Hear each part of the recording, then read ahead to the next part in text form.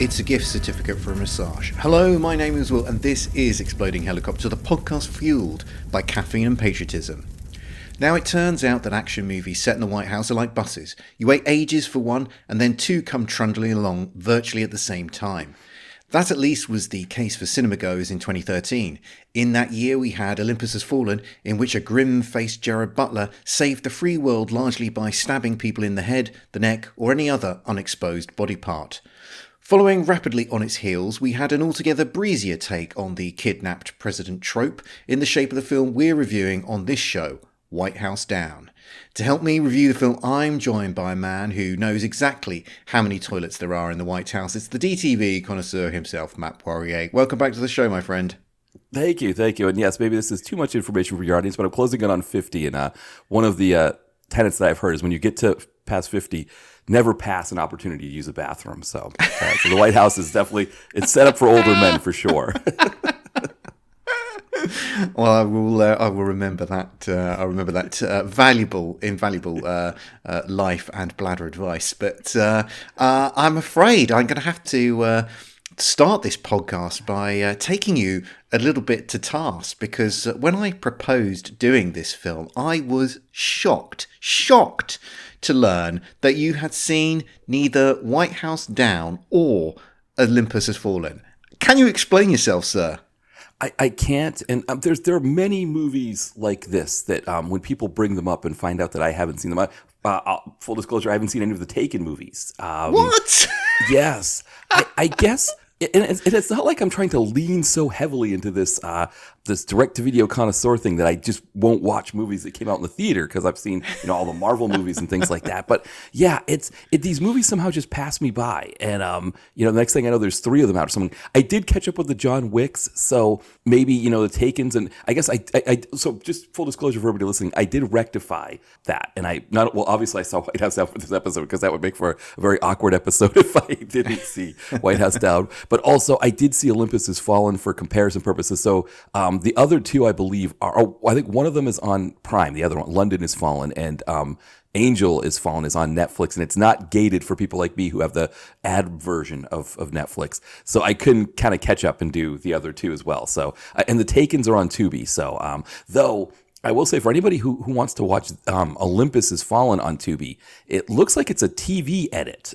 Yeah, Gerard Butler, which it probably is good for this podcast to quote it, because Gerard Butler person says, "Get the down," and I was like, okay. Now it seemed pretty violent enough. Like the stabbings didn't seem any less, but I don't know what the difference is. I mean, yes, bad language is bad language, but I feel like I'd rather have somebody swear at me than stab me. But that's just me. Well, that is, I don't know, I find it a regular peculiarity of sort of American censorship is that any graphic violence is seemingly acceptable, but bad language or maybe showing some boob is like completely like, gotta cover that up. Right. Well, because blood is the thing. So if you show blood, suddenly you go from PG-13 to R, and there's what I call the Star Trek 6 technique to get around that. I don't know if you remember in Star Trek 6 when the Klingons were killed, they have like, I don't know what that color, it's like a pinkish, like a fluorescent pink color blood. And that's how they were able to stay PG-13 because it wasn't red blood. So like, for example, this recent Predator movie, Predator Badlands, when that came out, it was all white and green blood. And so again, it could stay PG. I remember seeing there were kids in the theater for that, and I was like, I wonder how they're going to handle this movie. So, but you're right, violence is okay as long as there's not red blood. And I don't know, I guess there's no equivalent to fake, even fake boobs still look like boobs, I guess. So there's no equivalent to that. Yeah, I don't quite know what American censors fear is going to happen to the American mindset if they see some boobs. I mean, the amount of people who seem to sleep in like full tracksuits in America always amuses me, lest we see anything when they get out of bed. But yeah, very strange.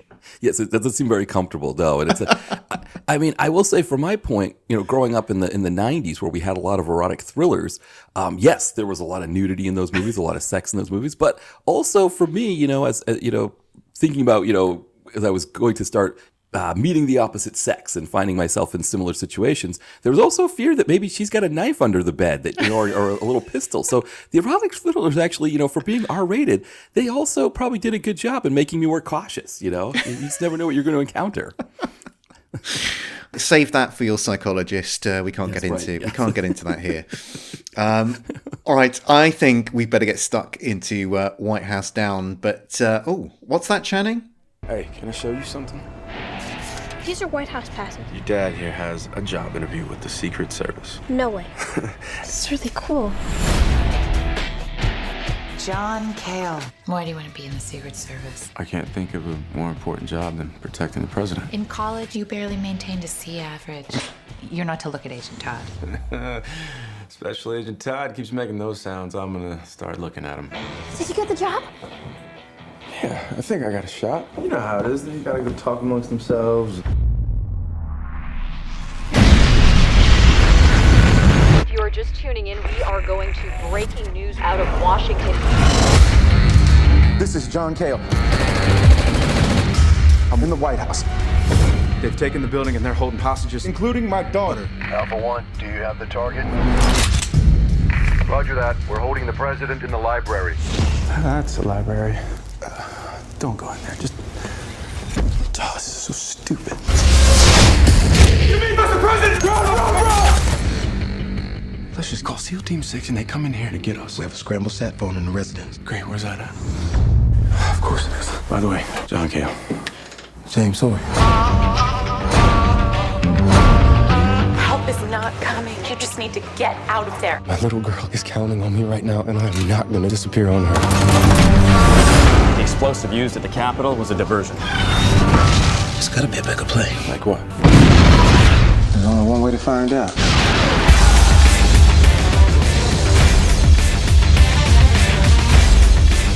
We gotta go! I know you're into peace and all that, but you gotta stick that thing out there and go to work. Damn right. I lost the rocket launcher. You lost? How do you lose a rocket launcher?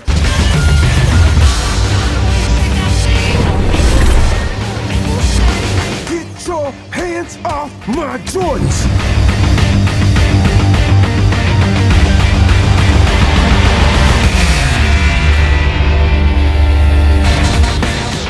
Please, shoot him! No, don't shoot him! Shoot him! A Capitol Police officer, John Cale, takes his daughter Emily on a White House tour after failing a Secret Service interview. A paramilitary group suddenly launches a coordinated assault, seizing the building and taking hostages. Cale evades capture and discovers that the attack is an inside job led by Martin Walker, the retiring head of the presidential detail, who is seeking revenge for his son's death. With President James Sawyer targeted as part of a larger coup, Cale must protect him, rescue Emily, and stop the conspirators from triggering a catastrophic national crisis. In the cast for this, we have Channing Tatum, Jamie Foxx, Maggie Gyllenhaal, Lance Reddick, James Woods, Jason Clarke, and Richard Jenkins. White House Down was directed by Roland Emmerich, who surely needs no introduction. The film made it was considered, I think, probably a bit of a failure. It made $205 million worldwide off a budget of $150 million. The film has a 6.3 user rating on IMDb and a 2.8 out of 5 rating on Letterboxd. So with all of that out of the way, Matt, what did you make of White House Down? Yeah, it wasn't horrible. I mean, I enjoyed it. Saying it wasn't horrible sounds like I'm damning it with faint praise. I had a fun time. I think the thing that makes the movie for me is the interaction between Channing Tatum and Jamie Foxx. I thought they made a great pair. So that I think, worked as well. I think the one thing this movie was missing is there's that scene where Channing Tatum is doing the interview for the job. And for some reason, there's some rule, which maybe this is a CIA thing, I don't know, where Channing Tatum can only look at Maggie Gyllenhaal, who's interviewing, but not the guy behind him. And so there's the guy standing behind him that he's not supposed to look at or he's going to fail the interview. And every time he'd bring up something like how he was shot in Afghanistan, but he survived or whatever, the guy would snort. He'd do kind of a snort laugh. And at one point, Tatum says, if he makes that noise again, I'm going to look at him. And I wanted more of that kind of Channing Tatum energy in the movie. And Well, we get it in moments, right? We get moments of it. I think, again, if I'm going to compare this to Olympus Down, you want the best Gerard Butler energy. It's almost like start to finish, it's Gerard Butler energy. And I think that's what but I think the plot got a little bit all over the place. There was a lot going on in this movie, and I guess the final thing I would say is it felt like a 1998 blockbuster. It felt like a kind of a TNT new classic, something that would be, maybe you do like a double feature of this and Deep Blue Sea or something like that. But at the same time, it definitely felt like something from the 2010s as well. And I don't know if the people making the movie, I mean, Roland Emmerich, obviously he knows the 90s blockbuster, right? With, Independence Day and whatnot. It's almost like the movie didn't know enough of what it wanted to be. And I think that's, again, an area where Olympus Has Fallen is the better movie of the two, because Olympus Has Fallen knows what it is and it's that the whole time. Whereas this movie kind of just, it never quite knew exactly where it wanted to be. Conspiracy movie, all out actioner, comedy, buddy cop kind of thing. Yeah. So you think it would have worked better if they'd, I don't know, picked more of a lane, or, maybe stuck to a couple of lanes rather than try to cover all three? Yeah, it's a 2 hour and 12-minute movie, and it feels like a 2 hour and 12-minute movie. And it's almost like that moment, where, because it was, it was made for the theater, it's, 2010s, they're starting to get to this like event movie kind of thing, but it was like it was trying too much to be a big movie event. And I think just a straight ahead actioner might have done a better job for it. What was it that you liked about the chemistry between Channing Tatum and Jamie Foxx? Because you mentioned that as a plus point for the film. Yeah, I seem to like their back and forth. I thought was good. I mean, maybe as we're talking about it, maybe it's more that it's just Jamie Foxx that's, he's so good that it's maybe I said it was the two of them, but maybe it was just more Jamie Foxx, and anybody could have acted opposite him and made that fun. That's a possibility too. Okay. Well, what did you make of the tone of this movie? I mean, we've sort of touched a little bit already, because it's really quite light and breezy in places, but the stakes here are really big. I mean, millions of lives are at stake, and I don't know about you, I always find that combination a little bit difficult, and I find it a struggle to kind of turn my brain off and just enjoy a film. I find the dissonance there, it just kind of gets in the way. Is that just my problem, or is it a flaw in execution, or is it a poor choice by the filmmakers? No, yeah, I think it's a poor choice by the filmmakers, because I think there's a sense of like, these movies have to be adding on to each other. Okay, so if Die Hard, it's about terrorists, but really it's just about, bonds that are worth, hundreds of millions of dollars. If that's what that one is, the next one's got to be something more, right? And each one after that has to have higher stakes. And it's like, well, if it's the president, it's got to be nuclear weapons. And I agree with you. It's like, does it have to be nuclear weapons? I mean, can't it just be that it's the president? Can't it just be that it's a coup? Can't that be enough? But it's almost like they felt like the American audiences wouldn't buy that. And to be fair, they were right, because there was a coup attempt in 2021, and half the country didn't really seem to care that much. And plus, also all of the political establishment didn't seem to care that much either, both sides of the aisle. So maybe they were right. Maybe Roland Emmerich and company were right, and they were like, yeah, if we just do a coup, that won't be enough. We need nuclear weapons. But I mean, they're attacking other countries, weren't they? I mean, right. Again, comes back to the point: would anyone care in America? We talk about kidnapping presidents, right? I mean, we literally kidnapped another country's president. Also, we're blockading another country and threatening to go to war with a third. Also, we support another country that is, for all intents and purposes, committing genocide on a section of its people. So, yes, Americans just go about their daily life. Yeah, I mean, you're absolutely right. I mean, I think it's like you Americans wouldn't care, right? I think, it is a horrible thing to think about. I mean, there's enough Americans, I should say, I don't want to paint us all with a broad brush, because there are 330 million of us or 350 million of us. And there's definitely enough of us that would be like, no, we shouldn't, nuke Iran, right? For example, right? We shouldn't nuke a country in the Middle East. But there is enough who would just be like, yeah, I'm working 50 hours a week here. I don't really have the energy to care. I can't, Matt, we need to talk about Emily. Yes. She's played by Joey King, and she plays the daughter of Channing Tatum. Now, over the years, there have been some horrendously annoying kids in film. So on a scale from Short Round in Indiana Jones and the Temple of Doom to Anakin Skywalker in The Phantom Menace, how irritating is the Emily character? Oh, man. Oh, boy. There's some other annoying ones I would throw in. I mean, the Jerry Maguire. I think that's the biggest thing, is that she's got a lot of the Jerry Maguire kid in her. Yeah, it's boy, and I mean, I got a kick out of the fact that she called her dad John, but yeah, but I think part of it is that it's her, right? Or it's like the way the character is written. It's just, it's annoying. The other part of it is that pretty much everything that happens with her, you see coming. Now I don't know if this counts as a Chekhov's, because they don't actually show her twirling the flag. They just mentioned it as when she was in school, there was like some school event where she was twirling a flag, and he misses it, and that's where some of the tension is between them.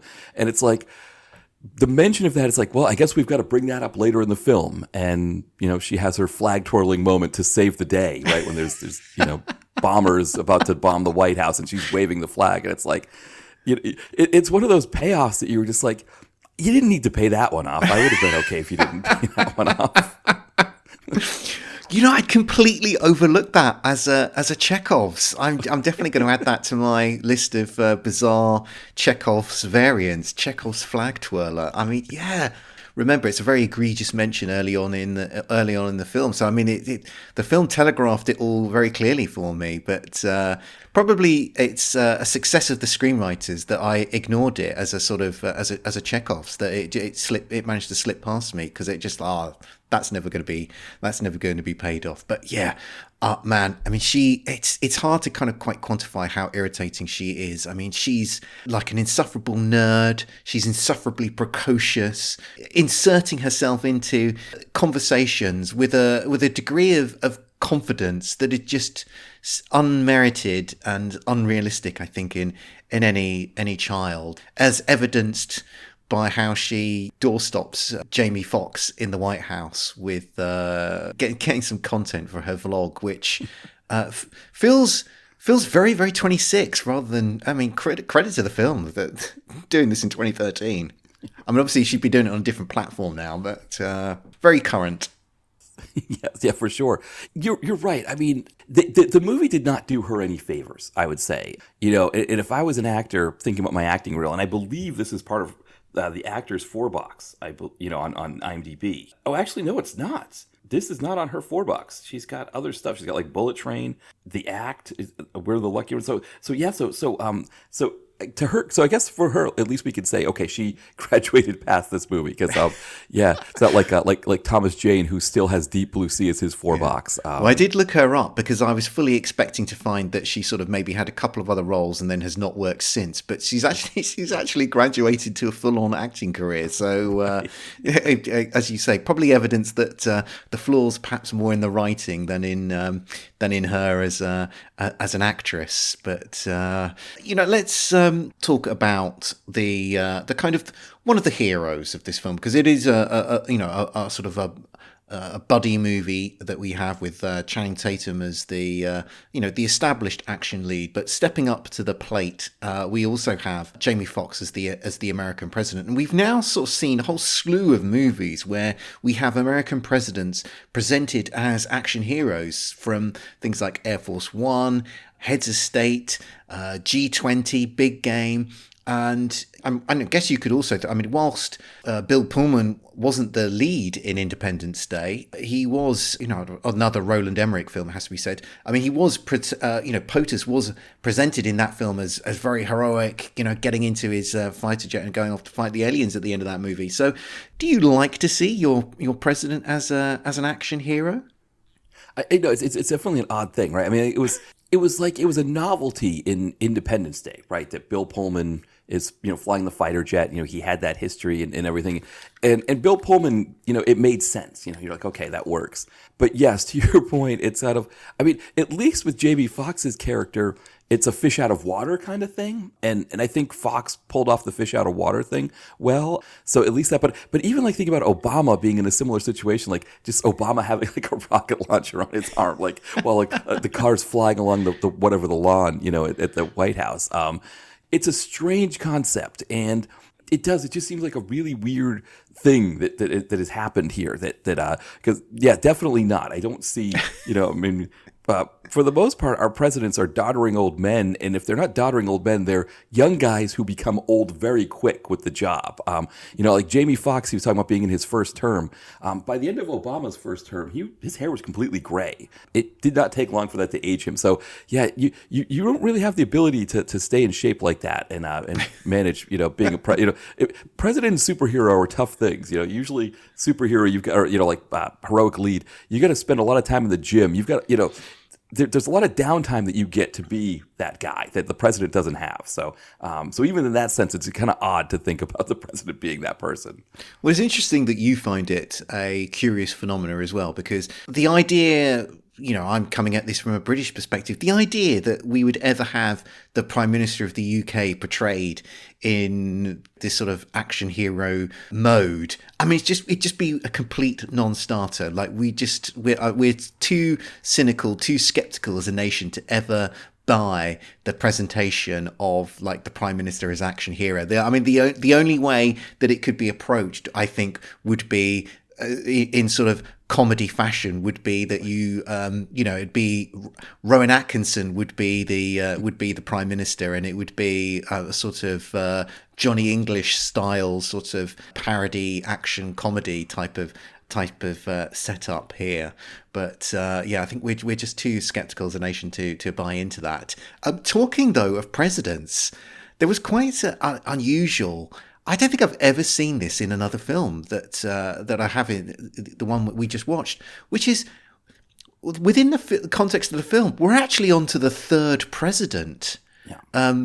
Like Jamie Foxx is either thought dead or he's, they invoke the 25th because he's behind, they can't sort of trust him to be acting in the sort of best interests of the nation. We then get the vice president sworn in, but then he gets bumped off, and we then get Richard Jenkins as Speaker of the House. I mean, I don't think I've ever seen that in another movie.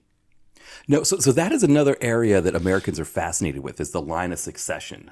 And one of the things about it is the only time we've ever seen the line of succession invoked like that to any kind of degree is with Nixon.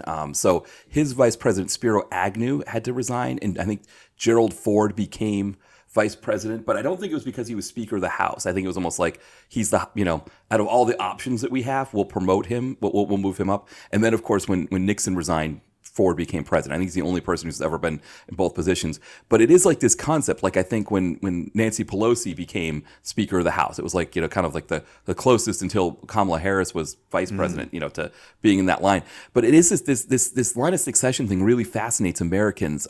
And there are moments like, for example, if like, I think George W. Bush got surgery one time. And so during that period where he was under anesthesia, Dick Cheney was acting president. But it was like, for a matter of hours. But yeah, this is a few hours too long. Right, exactly. Yes, yeah, for sure. But yeah, this movie really plays into that. I mean, that's another area I think you're talking about the UK thing, where I don't know that like in other parts of the world if people are as fascinated by that concept of like, who comes next if these certain things. Like, maybe it's because we never had a monarchy that we, this is like the closest thing we have to that. So, and I want to quick say, one of the reasons why John Cross said he didn't like The Beekeepers, he thought Jeremy Irons looked too much like John Major. So maybe there's your Prime Minister action movie. Jeremy Irons is John Major. But anyway, I think that's what it is we're just fascinated by that line of succession. We've got a lot of acting talent in this movie. Who do you think earned the acting honours, and who do you think should go home with the wooden spoon? Yeah, I mean, I think Jamie Foxx, for me, I really liked his performance. Again, Channing Tatum, I mean, I when he says that line, if he makes that noise again, I'm going to look at him. It was so perfect, and it's almost like Deadpool and Wolverine. They captured, when he played Gambit in Deadpool and Wolverine, they captured that if he makes that noise again, I'm going to turn around and look at him for the whole film. And this movie wasn't, and I maybe you can't do that. Maybe you can't, I mean, another one, maybe, I don't know if I'm embarrassed as I haven't seen them yet, but the 21 Jump Street movies with him and Jonah Hill. I don't know if maybe he has that energy more for those, but it did feel like there were moments where I was like, I really like Channing Tatum here, and then there were other moments where I was like, it could have been anybody, you know. So I don't know. Again, I don't know if that's fair to him on that. Yeah, I was trying to think of who the duds were in this. That you know, where I was like, boy, I mean, James Woods is just you know, he's kind of in third gear, isn't he, James Woods? Yeah, that's why I would say he's not bad, but you sort of like, you know, what else he can do, and he's you know, and maybe that's not justified by, you know, he couldn't completely go, well, maybe he could go completely off his rocker in the sense that he's got a massive brain tumor, he's retiring, so like what the hell, but you've got to buy him as the head of the presidential security, so maybe he can't dial it up to 11. Yeah, but you know, that's the thing, right, is that if you're doing a Die Hard movie, you know, all the way from like, you know, a direct-to-video Die Hard ripoffs, there's always a scenery-chewing baddie, right? If you don't have a scenery-chewing baddie, I mean, think of like No Contest with Shannon Tweed, you know, where you've got like Andrew Dice Clay, you know, with his glasses and mustache, you know, just like kind of, you know, again, chewing the scenery. Like, you need something like that. I think you need that to hold on to. I think the other problem with this movie is that you had multiple baddies, because you had him, you know, you had, Jason Clarke? Jason Clarke. Richard Jenkins. Yeah. So you're going, you're right, because Jenkins, you got the whole conspiracy element.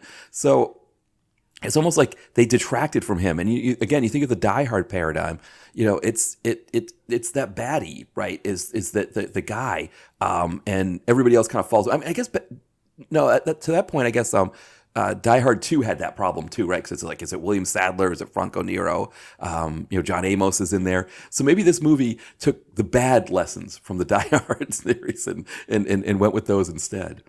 Well, I've got a few bits of miscellany, I guess, before we sort of wrap up this discussion. I know that you are a big fan of presidential portraits in movies, and this, I mean, it's an absolute smorgasbord. I mean, everywhere you look, there are presidential portraits.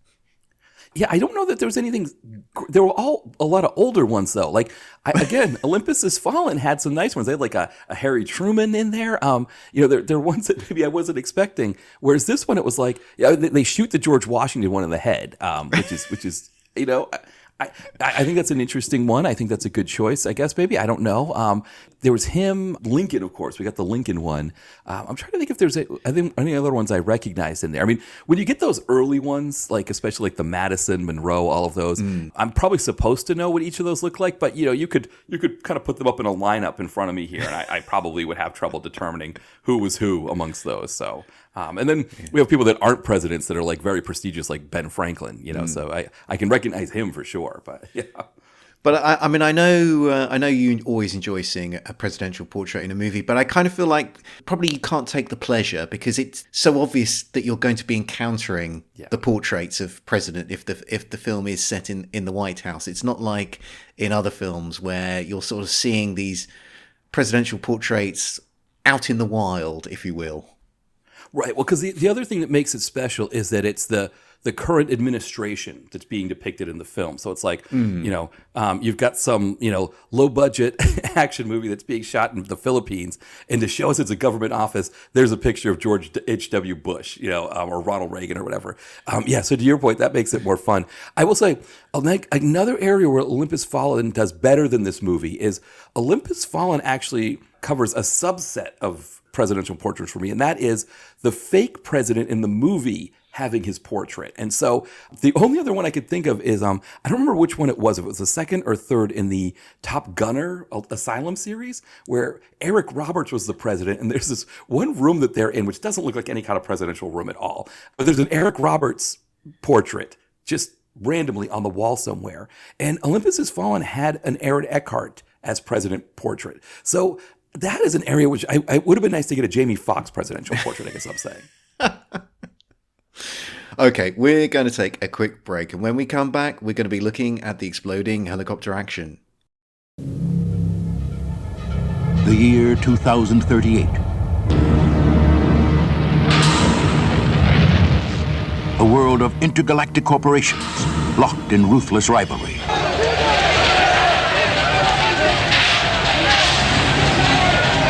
A world of desperate technologies competing for shrinking resources. Holy shit, where are we? Prisoners? But you're an ex-fighter pilot. You some kind of tough guy? Maybe. Shut up! One man's courage triumphs over savagery and greed. Our defense system is based on the perfect interaction of pilot and navigator.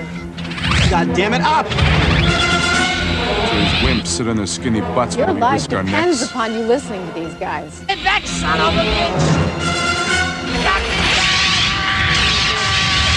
A world of struggle, of fear, and of hope. You got him! Leave him alone! This plan will never work. Prisoners come a hell of a lot cheaper than pilots. Yeah, well, our lives depend upon those people. Now is murder. Without these faggots, we don't fly. And I ain't going back to prison. Fighting! In the outer zone, you need a friend. Bandits approaching quickly.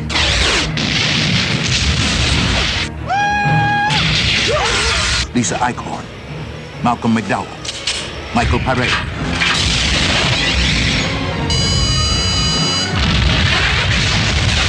In a Roland Emmerich film, Moon 44.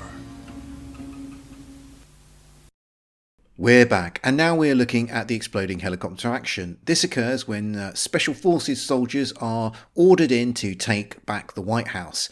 They're to be dropped in on board 3 Black Hawk helicopters, but their attack is detected by the villains, who are ready and waiting for them with surface-to-air missiles. Once hit, the first casualty careers in low over the White House roof and clips off the American flag, that's called a metaphor, and crashes into the ground. As tradition dictates, the second chopper then hovers around politely, waiting to be hit. It too crashes, splurging into the White House pond. The third chopper has time to hover directly over the White House roof. As Marines shimmy down ropes, the final missile hits. The Black Hawk clips the top of the White House roof, splitting the chopper in two. The front half crashes to the lawn in front, while the tail section falls through the roof and causes chaos inside. Matt, what did you make of the exploding helicopter action? So I think, going back to the Die Hard thing, this was kind of like the, hit him again, I'll take it under advisement, hit him again, right? You made your point, you made your point, Hans. But it's like that on kind of like 2.0 or like, kind of to an extreme. But to your point, it doesn't quite have the payoff. Plus, we already had a nod to that with the tank that gets stuck earlier. But it is kind of like that thing where it's like, these helicopters are coming in and it's like they're getting, he's got to try to stop them. Channing Tatum's got to stop them from blowing up with the surface-to-air missiles. And I think I would have liked a good, just like whirly-bird in the air, just like blowing up massively. But I mean, I did like the look of the guys like trying to get down and the helicopter getting, attacked and them kind of, getting blown up with the while they're hanging from the ropes. I did like that. And I did like the idea of trying to go one notch higher than Die Hard, right? Like, okay, let's do, I'll take it under advisement, hit him again, the quarterback is toast kind of thing. Let's do that on another level. But I think I would have wanted more payoff, to your point, with the explosions. I completely agree. And to be honest, this is a very marginal inclusion in my list of films where helicopters explode, because I don't find any of, despite the 3 helicopters involved in the scene, I don't find any of their explosions or destruction ultimately satisfying, because they don't really blow up to my satisfaction. And as I say, it is a very marginal inclusion. I feel they just do enough that I'm going to count it. And maybe because the sheer number of helicopters involved, I feel, well, yeah, I think I'm going to include it. But really, I feel, especially for a filmmaker like Roland Emmerich, to not take the opportunity to really put a massive fireball on screen feels like, and maybe he's feeling a bit under the weather when he was shooting this scene, because normally he's quite happy to blow up everything and anything. I mean, certainly, he's done multiple other films with exploding helicopters. Obviously, the aforementioned Independence Day, his Godzilla reboot, remake, reversion, whatever we want to call that, and also one of his early films, which interestingly has space helicopters, Moon 44, has some helicopters explode in that. So he's got, if we're including White House Down, that means Roland Emmerich's made 4 films with exploding helicopters, which may sound impressive, but we always need to bear in mind that Cirio H. Santiago has made 15 films with exploding helicopters. So that's a very high bar that I fear Roland Emmerich is never going to get over. Yeah, well, certainly not with efforts like this. Yeah, for sure. And again, going back to the Olympus Has Fallen thing, I mean, Olympus Has Fallen gives you both in that movie. They give you the helicopters that get hit but just crash. So it's like, you're like, are any of these going to explode? And then it's like, oh, no, one of them blows up, which, it's like a tail rotor thing where the guy should, an experienced helicopter pilot, from my understanding, should be able to land with that. But no, he blows it up. And then later it just completely, just in the sky, just completely blows up. So, to your point, it's almost like they kind of, I don't want to say split the baby, but it's like, it's one of those things where Roland Emmerich, if you're going to be a bear, be a grizzly. And there's moments where he is a grizzly, and then there's moments where he pulls up and he's not that. And it's probably another failing of the movie that you have too many of those moments.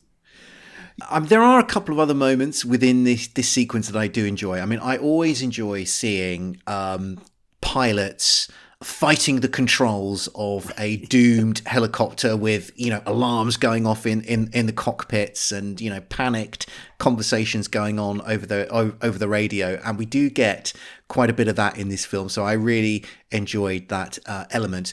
We also get one of the tropes of the exploding helicopter phenomena, where the sort of the tail rotor that falls off the third helicopter crashes through the White House, and the spinning rotor blades sort of come full very near the face of the White House tour guide, who's there to provide a bit of comedic relief. And that's a kind of trope that I think we first saw in the first Mission Impossible film, where Tom Cruise nearly gets sliced up by the rotor blades of the helicopter that's followed him into the Channel Tunnel. And we're talking sort of some near 20 years later, and it's by that point it's become a firm trope of the exploding helicopter genre.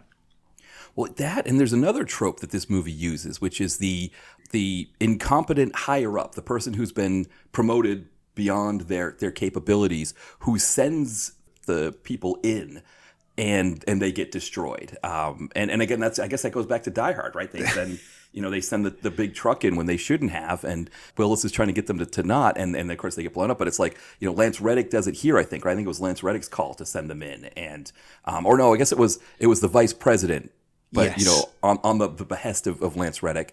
In Olympus Has Fallen, it's Robert Forster who makes that call. I mean, one that came to mind, because I was trying to think of other areas where this trope was used. The one that comes to mind is Cracker Jack 2, right? When the train has been taken, and, that guy, I think that guy resigned on the spot, didn't he? Like, the moment he sent in this guy, like, it was like, oh, that was a disaster. All right, I'll see you guys later. I'm done. My career's over. It's like, but that's another area another part of this that seems to happen. Yes, helicopters must die in order to show the futility or show the poor judgment, usually of some sort of senior military general involved in these movies. That they pay a heavy price to kind of show that this guy's a kind of blundering fool of a buffoon, But it's not his price, right? It's the exactly. Unfortunately, it's the soldiers or the police officers and the helicopter pilots who have to pay the price. Like he just holds his head in shame and walks off, and essentially he loses the power struggle within the people. But it's like the actual soldiers and pilot, they're the ones who actually pay the poor price, unfortunately. Indeed. Okay, I think that just about wraps things up. Matt, thank you for joining me once again. Would you like to tell people what you're up to online and where they can find you? Yes. So the site is dtvconnoisseur.blogspot.com. That's where you can find links to everything there, including my reviews, which I review probably one direct-to-video movie a week, roughly. Then we have the podcast, DTVC Podcast, which is posted weekly on all major podcatchers. Will's been a guest multiple times, so you can listen for that as well.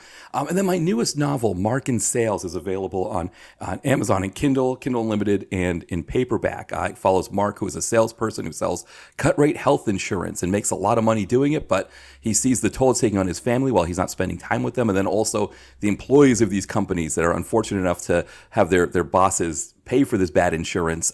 They also suffer as well. So as he's starting to have a career crisis of conscience with his career, he's offered the promotion he's always wanted. So he's kind of at a dilemma point in the book. But you can check that one out again, Amazon, Kindle Unlimited, and in paperback. And as always, don't forget to check out the Exploding Helicopter website for more reviews and information about helicopter explosions in film. If you can help spread the word about what we're doing by rating, reviewing, or reposting, we'd be very grateful. It really helps us out. We'll be back soon. But until then, what should people do, Matt? Keep watching the sky for those exploding helicopters.